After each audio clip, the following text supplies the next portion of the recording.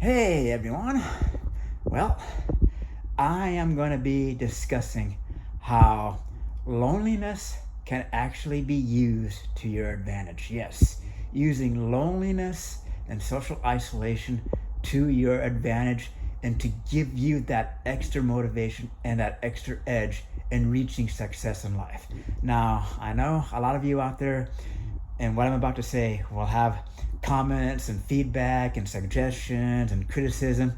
But let me tell you, to find success in life and to really figure out what's contributing to your loneliness, it often involves doing a lot of self reflection, kind of just, finding yourself, going into some deep thoughts, just really looking back and thinking to yourself, what really is causing loneliness?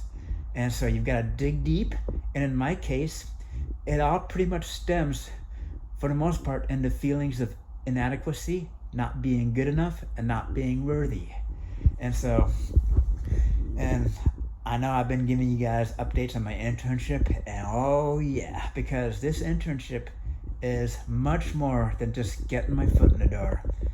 Actually, that may even be uh, the less significant part of this whole internship.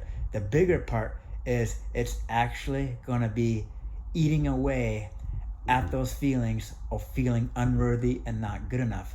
Those are the feelings that have contributed to me developing depression during my time in the military.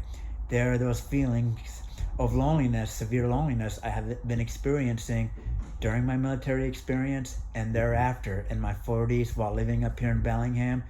Feelings of inadequacy, unworthiness, and yes, it can cause feelings of jealousy, envy. Let me tell you, a lot of jealousy, and it's because when you're jealous, I firmly believe it's because you feel you just don't feel adequate enough. So you tend to become more jealous easily, and so yes, this internship is actually eating away at the very core of what is causing my loneliness. And so, to kind of give you guys a little more of a background, I read something that they say like the closest friends you ever develop in your life are the ones you make in your 20s. Now it's interesting because all of the friends I made during my 20s have moved on. I've pretty much fallen out of their lives. And that's not on them. It's on me. And yes, it's not. And yes, I know there's a lot of people out there that they blame the world, they blame society for their issues, but really it all comes down to you got to fix yourself. It's not the world's problem. It's not the world's fault. It's not society's fault. It comes down to really doing some self-reflection and just figuring out what is it that's causing your ailment. And in my case, the reason why I have not been able to develop any close friendships is because I have never really been in a stable spot in life. So you're meaning like, what I mean like by stable is like, for instance, in my 20s, I dropped out of high school. I got my GED when I was like 19, but for the most part, a lot of people knew me as a high school dropout. I was bumming, couch surfing, couldn't really, adequately support myself, and it shows. And I kind of had this notion that I always have to kind of feel, this notion I have to prove to people I could be a superior athlete, because during my grade school years, the number one thing I was picked on was for being excessively skinny and weak. And I kind of hung on to that for too long of a time, and it becomes frowned upon when you try to become a professional athlete in your 20s, because let's face it, you pretty much know if you're gonna make it as a professional athlete before your teens. I mean, 60% of it is genetics. So it's pretty frowned upon if you're going to see like, oh, I'm going to try to become a professional skier or cyclist in your 20s, because really you got to be focusing on what's going to be making you income. And that's, looking for a job, getting your career established. And so when I say I wasn't in a stable spot, couch surfing, really low social economic status, yes, I was not stable. And to try to make friends when you're in an unstable spot in life, whether it's financially, mentally, those friendships are going to fail, because it's like building a house on an unstable foundation. And if you try to build a house on a foundation that's not stable, guess what? It's going to end up on the ground. That's why I find and I figure the best friends that you develop in life are when you are in a superb, stable position in life, both mentally, financially, career-wise. Because then, when you go out there and make friends, people are not going to have to give so much energy in bringing you up. You're not always the Debbie Downer of the group. Because when you're the downer, it takes a lot. It sucks the energy out of other people. And so you want to be that person that just, if they're in a bad mood, you can bring them up. Now, of course, everyone has ups and downs, but in theory, I do feel like you've got to be in a good, stable position in life to be able to foster and build those friendships, because otherwise, you're just not going to have that stable foundation. And so that's why it's really important that you're in a good position in life before you can really go out there and really start, engaging in social activities. So that way you have a strong foundation. And if you hit a rough patch in life, then your friends know that you've got that reputation for pushing through things, that you can come through it. They'll be there to support you. You'll be there to support them. But they know that you've got that original stable foundation. So pretty much, this whole time prior to my internship, I was simply not ready to make friends. It comes down to it. Yep, I was simply just not ready to make friends.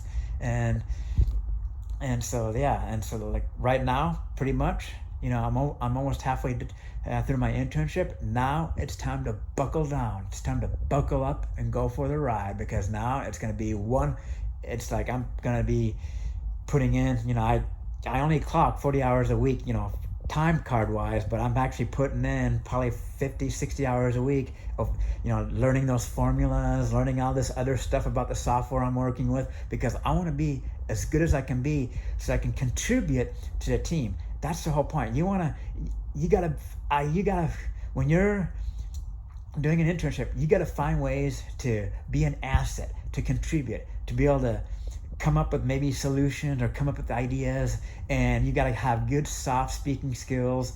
And it's like, really, there's plenty of opportunity for social interaction if I attend all the internship webinars and do all the team meetings and demo days. There's a healthy amount of social interaction. So I don't need to be distracting myself of trying to go out there and make friends when I know I need to be in a little better position in life, so that way I don't risk getting hurt and being left out, because that's what's going to happen. If you try to make friends when you're not in an unstable position in life, you're gonna be accepted in this group, but you're gonna be left out. You're gonna be ignored. You're not gonna be invited, because people don't want to be around someone they're always having to bring up. They're just like, oh God, that guy is like always complaining about like this and that, and always struggling. They want to be like, oh, let's bring Donnelly along. Oh yeah, he's a funny guy. Oh yeah, we gotta see, when you're in a good position in life, people are more likely to remember, to invite you, to think of you, because they're gonna be like, oh yeah, that guy's funny. Like, oh, I love the way he cooks. He cooks like such good. It's like, so really. And so what I'm doing now is I'm using my loneliness as motivation. The fact that I really have no friends to hang out with physically, I'm using that as motivation. That's turning into drive for me to really succeed, to really spend those 10 hours, 11 hours a day to focus. Because in all actuality, guys, these last 4 weeks have actually been the least lonely I have been in over 10 years. Even though I've hung out with some side group from the hiking group a couple of times, but aside from that, if it weren't for this internship, oh yeah, I would be super lonely, very lonely, probably even like psych ward bound. But this internship is providing me with a healthy amount of social interaction. It's getting my foot in the door, and like I said, it is attacking the root of what are causing those feelings of not being good enough. Yes, it is getting to the root, guys. So yeah, this internship it's just much more than getting my foot in the door. And like I said, these last 4 weeks have been the least lonely, because especially these last 4 nights, it's like, so here's how it is, guys. So pretty much when I was talking with my manager, his goal was for me to get through like 2 different dashboards through my internship. He was like, anything above 2 is like above and beyond. Well, guys, there are a total of 7 or 8 total dashboards. I'm going to go for completing all 7 or 8 of them. Yep. And then even more. I'm going to be like, Well, okay, give me something else to do. I mean, yes, I mean, it's like, it's, put it this way. I mean, if I was able to handle loneliness, I don't know if I was the best at handling it, but if I could be lonely in the past 10 years, I'm sure I can. And I really shouldn't be saying loneliness. If I can handle like not having a social life for the past 10 years, I can handle not having a social life for another 4 or 5 weeks. I mean, because it's like, this is like, I gotta show them what I'm made of. I gotta prove myself. I want to prove myself that, hey, you know, I enjoy doing this. I'm willing to learn, because there's a misconception that a lot of people think that when people reach my age, they're like too slow to learn, or they're like unwilling to learn, because, you know, technology is always changing. But that's false. I mean, doesn't matter how old you are, if you're willing to keep up with the times, keep up with new technology, that's what you got to be able to show your boss, the company you're with, that you're willing to adapt in a dynamic environment, because it is a dynamic working environment these days. You got to be willing to adapt. You got to be like a man with many hats. And so, yes, it's exciting times. So, yes, I mean, and so really, this internship is the gateway to feeling worthy. Yes. And why I say that, because even as early as my late teens, middle 20s, and let me give you a particular incident during my middle 20s of why this is the case. Okay, so I was at a friend's house. He worked at Microsoft. All his friends worked at Microsoft, and I was just like working like some minimum wage, really low skill job, you know, just nothing special. And we were watching shooting stars, and deep inside me, I just like felt like I was just like not good enough. And it was interesting. I said not one word, because that's how self-conscious I was of the fact that here I am surrounded by all these people that work at Microsoft, software engineers, sales engineers, sales marketing. I mean, like really high status jobs, and here I am, someone that can't even pay $250 worth of rent, having to, you know, bum around. And yeah, and it's like this one girl was like, does that guy say anything? Does that guy even speak at all? I mean, it was freaking her out, because I was afraid to speak. I was even afraid to hear my own voice, because that's how self-conscious I was, because I knew it's like, I'm just not good enough. I just like, why am I even here? And I mean, I remember that so well, because yes, those feelings of not being good enough. Or like when I used to cater for this one catering service and would cater to Microsoft, I would be like so jealous. It's like, because some of these people I remember I used to go to high school with, middle school with, and I saw them at Microsoft. Or some of the people that I would see on the mountain skiing, I would see them at their jobs at Microsoft. You know, here they are, super high status, and here I am catering, making close to minimum wage. And it's just like, and it's all subjective, because the thing is, I grew up in a super affluent environment. I grew up in a multi-million-dollar home. My biological dad was really high up in the federal government. My stepdad was super high up in the Boeing company. And it's like, I was pretty much surrounded by success. So I pretty much hold myself to those standards. And so that's why, and I can go on, there's more and more. But so now I've decided that really what I'm doing is I'm kind of like using all this loneliness, all these feelings of unworthiness, and I'm using that as motivation to give me that extra drive, to get me to that finish line. It's like comparing it to just like somehow you're just hanging out at the back of this peloton, hanging on for dear life, and the finish line's like 500, like a kilometer away, and you're just fighting to hang on. But it's like you realize if you're able to hang on that long, you can hang on for another kilometer, 500 meters. And so now I look at it this way: it's like 500 meters to go. Put my head down, use all that loneliness, all that feelings of unworthiness, and use that and turn it into positivity. And it's like, and that's what I'm doing, right? That's pretty much what I'm gonna be doing the next 4 weeks. It's now this is it.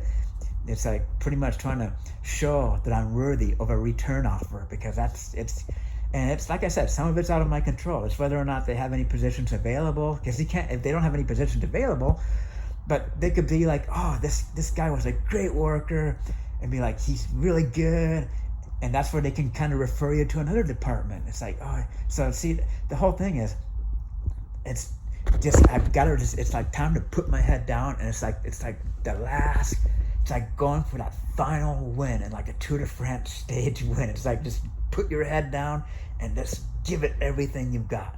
And so, I mean, it's like turning that loneliness, those feelings of unworthiness, into firepower, into like just like the wattage.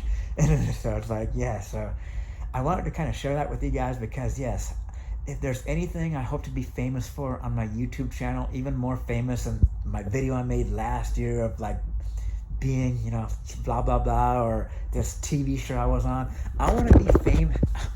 And I want to be famous for that guy that was able to overcome feelings of inadequacy, not being good enough for 3 decades. And I want to be able to show you guys out there that, yes, it is possible to one day be like, inside, yes, I feel worthy. I am good enough.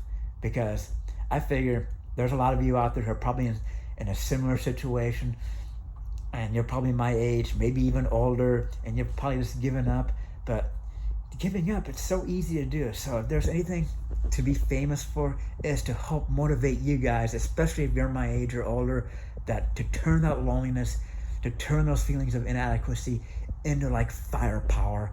And I don't like using that word firepower, but it's like turn it into motivation, turn it into that strength, that willpower to succeed. But you gotta figure out what's causing that loneliness, and then just kind of like be like, okay, so like, because after I'm done with this, I'm gonna go back to that computer and continue on with my work, even though I've already done like close to 8 hours a day. Probably do another 2 or 3 hours.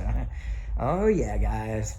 So that's, yeah, it's like, yeah, because that's feelings of not being good enough. It's what contributed to my developing depression. Like I said, I developed depression in the while I was in the military. And it all stems from like these feelings of just not being good enough. It's like, yep. So over 30 years of my life of not feeling good enough, and to be able to one day, and I have the feeling, the finish line, and we cross many finish lines in life, but this first finish line of finally being able to be like, yes, I am worthy, I am good enough, that's going to be the most memorable. And so hopefully that will inspire you guys out there to give you a drive so that you too can be in a good position in life to feel like you are worthy, and then you will be ready to go out there and make new friends and just take the bull by the horns.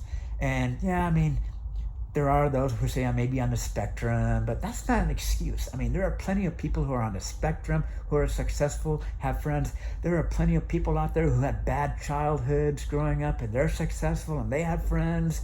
And there are people who had bad childhoods and are on the spectrum and they're successful and they have friends. So I mean, it just comes down to really figuring out what's the really issue. And there you have it, guys. So yeah, this internship, it's a game changer, guys. But at the same time, I'm hoping that I can help you guys out there to kind of do some self-reflection and use that loneliness and use those feelings of inadequacy, not being good enough, and use it to your advantage to give you that extra willpower to succeed. So with that being said, guys, thank you for enduring my speech and my preaching. But yep, time for me to get back to my, I don't even like calling it work because it doesn't feel like work. And yeah, I'll give you guys another update because this video is getting a little long, and this exactly, you know, how this internship has been. It's been a lot of fun. It's been more satisfying than I could have ever imagined. So yeah, guys, you know, find your groove, get after it, be willing to own up to your mistakes in life. And remember, it's not society's fault. It pretty much comes down to figuring out where you went wrong. So with that being said, I thank you all once again for enduring through this video, and thank you for your continued support of my channel. So with that, take care, everyone. Peace.